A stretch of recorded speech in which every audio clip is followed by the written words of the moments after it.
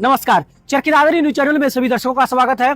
इस वक्त जोजू खुर्द के अमडी कॉन्वेंट स्कूल में मैं पहुंचा हूं और हमारे साथ मैनेजमेंट की तरफ से उपासना जी हैं। Ma'am, Charkhi Dadri news channel पर आपका स्वागत है। धन्यवाद जी, नमस्कार जी। मैं यहाँ पे एचओडी हूँ और आज से करीब 2 साल पहले हमारे स्कूल की इस एरिया में एस्टेब्लिशमेंट हुई है और हमारा जो मेन विजन है बच्चों को लेके वो उनका होलिस्टिक डेवलपमेंट है। अकेले पढ़ाई में नहीं बल्कि खेल कूद में भी हम अपने एरिया के बच्चे को आगे रखना चाहते हैं।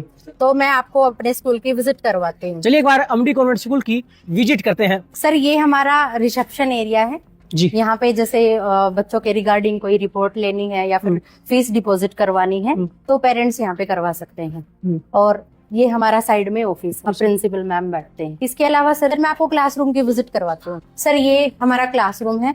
जैसा कि आप देख रहे होंगे, स्मार्ट पैनल है, फुली एयरी स्पेस है, सीटिंग अरेंजमेंट है वो बहुत ही एक स्टूडेंट्स टीचर रेशो के हिसाब से सेटल किए हैं। और जो क्लासरूम है आपने देखा होगा, एसी क्लासरूम है, सीसीटीवी कैमरा है, ऑडियो वीडियो यहाँ रिकॉर्ड होती है। किसी भी टाइम पेरेंट्स जो है वो ऑफिस में आके चेक कर सकते हैं कि उनके बच्चे किस सिचुएशन में, किस कंडीशन में स्कूल में पढ़ रहे हैं, कैसे टीचर उनको जो भी चीजें बता रहे हैं, समझा रहे हैं, वो सब चीजें किसी भी टाइम चेक कर सकते हैं। सर, मैं आपको अपने कंप्यूटर लैब की विजिट करवाती हूँ। आजकल टेक्नोलॉजी उतनी ही इम्पोर्टेंट है सर, जितना हम बच्चों को टेक्नोलॉजी से जोड़ेंगे। ये सर, ये कंप्यूटर लैब है सर। जैसा कि आप देख रहे हो, इक्वली डिस्टेंस मेंटेन है बच्चों के लिए। ऐसा नहीं है जैसे स्कूलों में दिखाने के लिए 2-2 कंप्यूटर रख देते हैं। अपने पास इक्वली जैसे क्लासरूम में जितनी स्ट्रेंथ है उसके अकॉर्डिंग अपने पास पीसी है। एक क्लासरूम एक बार आके बिल्कुल आराम से प्रैक्टिकली चीजों को सीख सकता है। 45 to 50 मिनट्स का अपना एक पीरियड होता है। नर्सरी टू 10th क्लासेस तक हम यहाँ लेके आते हैं जी। तो जो भी छोटे बच्चे हैं या फिर जो अपर क्लासेस हैं उनको हम ऐसे तैयार करते हैं कि वो ऑनलाइन बिलिंग वगैरह या कोई भी चीजें हैं वो आसानी से कर सकते हैं, ताकि आगे जाके लाइफ में अपनी जो डेली रूटीन की चीजें हैं वो आसानी से टैकल कर सके। जैसा कि आपने देखा, ये कंप्यूटर लैब है। ऐसे ही हमारे पास साइंस लैब है, रोबोटिक्स लैब है। This is our science lab. जो साइंस लैब है वो किसी भी स्कूल के लिए बहुत इंपॉर्टेंट होती है। जैसा कि बच्चे बुक्स में पढ़ते हैं तो साइंस लैब में बच्चे प्रैक्टिकली चीजों को करके देखते हैं। इससे उनके जो भी एक्सपेरिमेंट होते हैं या जो प्रिंसिपल्स होते हैं उन सब के बारे में अच्छे से एनालिसिस कर पाते हैं, ताकि वो उनको अपने डेली लाइफ में यूज कर सकें। जो उनकी प्रॉब्लम सॉल्विंग कैपेसिटी है या किसी भी चीज को एनालिसिस करना, तर्क वितर्क करना, कैपेसिटी उनकी डेवलप होती है सर। अगर हम किसी बच्चे को वैसे डायग्राम से समझाते हैं कि बेटा ये हमारी आई है, ये हमारा ईयर है, तो हम उसको 3 डायमेंशन में रिप्रेजेंट नहीं कर सकते हैं। लेकिन जैसा कि आप अपने लैब में देख रहे हो, जैसे आई रखी हुई है या फिर अपना जो ईयर है, इससे अंदर के जितने भी इंटरनल पार्ट्स होते हैं हम 1 by 1 बच्चों को एक्सप्लेन करके समझा सकते हैं। उनको बच्चों को कि आईज हमारे लिए क्यों इम्पोर्टेंट है, कैसे हम उनकी सेफ्टी रख सकते हैं। प्लस में बात करें ईयर की कि वर्किंग कैसे होता है ईयर का।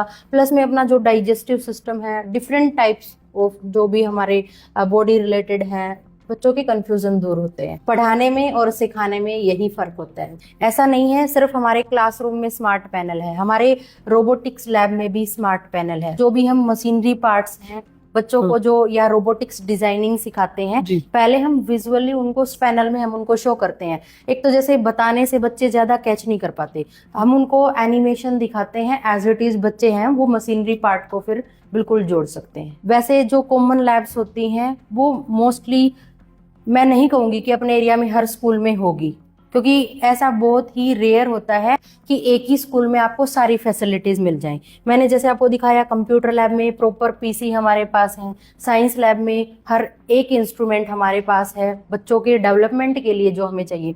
ऐसा ही सर हमारा जो मेन विशेषताएं हैं वो रोबोटिक्स लैब की हैं, ताकि कल को रियल लाइफ में उनको किसी फील्ड में जाना हो तो उनको आईटी की नॉलेज के साथ साथ साइंटिफिक नॉलेज भी हो, प्लस में मशीनरी नॉलेज भी हो। देखिए, जैसा कि इस वक्त मेरे साथ अमडी कॉन्वेंट स्कूल से जो एचओडी हैं उपासना जी, वो जुड़ी हैं। इन्होंने अपने स्कूल की विशेषताएं बताई हैं। इनका कहना है कि इनके स्कूल में जो लैब्स हैं आज के समय में बच्चों के लिए वो बेहद इम्पोर्टेंट है।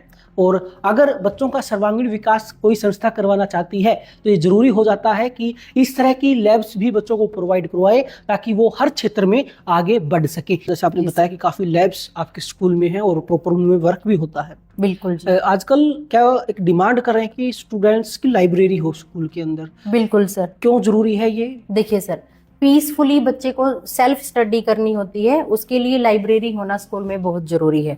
और इन लैब्स के साथ साथ अपने स्कूल में एक बहुत अच्छी लाइब्रेरी भी है जहाँ पे धार्मिक, साइंटिफिक और बहुत सारी बुक्स हैं जो बच्चों के मोरल डेवलपमेंट के लिए, प्लस में उनके जो भी नॉलेज को इंक्रीज करने के रिलेटेड हर बुक अपने पास अवेलेबल है। देखिए विपिन जी, जैसे मैंने आपको लैब्स दिखाई हैं जी, जैसे साइंस लैब है, कंप्यूटर लैब है, रोबोटिक्स लैब है, या अपनी जो लाइब्रेरी है। इसके अलावा अब मैं आपको जो एनवायरनमेंट है, जो स्टडी एनवायरनमेंट है बच्चों के रिगार्डिंग, उसके बारे में आपको बताना चाहूंगी। अपने क्लासरूम देखे होंगे, फुली वेल स्पेस क्लासरूम है, प्लस में बिल्कुल पेरेंट्स की तरह टीचर्स बच्चों की केयर करते हैं और इतना अच्छा एनवायरनमेंट है, पोल्यूशन फ्री, उनका बिल्कुल प्रॉपर ध्यान रखा जाता है, पढ़ाई का, खाने का, साफ सफाई का, सब चीज़ों का प्रॉपर ध्यान रखा जाता है। प्लस में जो फैकल्टी है अपने पास well qualified, well educated, plus में ट्रेन्ड टीचर्स अपने पास हैं, जो कि जैसे टीचर्स का मेन मोटिव सिर्फ बच्चों को एजुकेशन प्रोवाइड करना नहीं है, बल्कि उनकी जो पर्सनल है या फिर उनकी जो सोशल क्रिएटिविटी है उनको भी डेवलप करना होता है।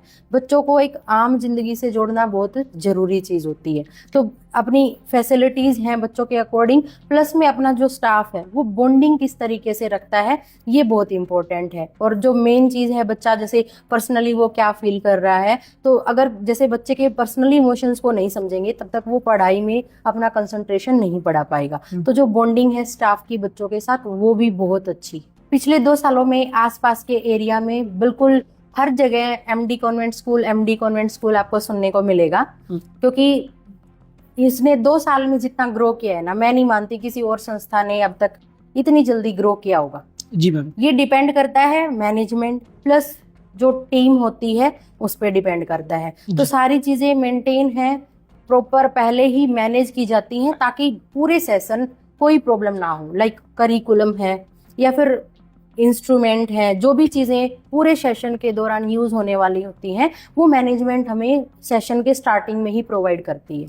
देखिए, जैसा कि इस वक्त हमारे साथ उपासना जी जुड़ी है जो खुर्द के एमडी कॉन्वेंट स्कूल में बतौर एचओडी काम कर रही हैं। इनका कहना है कि पिछले 2 सालों में संस्था ने काफ़ी अच्छा सकारात्मक काम जमीनी स्तर पर किया है, इसीलिए कहीं ना कहीं शायद लोग विश्वास भी दिखा रहे हैं। इसके अलावा इन्होंने अपने स्कूल में कई तरह की लैब्स दिखाई हैं और इन लैब्स की क्या इम्पोर्टेंस है आज के दिन बच्चों की स्टडी को लेके इन्होंने इसके बारे में भी अच्छे से बताया है। इनका कहना है कि आने वाले समय में एमडी कॉन्वेंट स्कूल शिक्षा के क्षेत्र में कई बड़े सकारात्मक बदलाव करने जा रहा है ताकि बच्चों का भविष्य और भी बेहतर हो सके।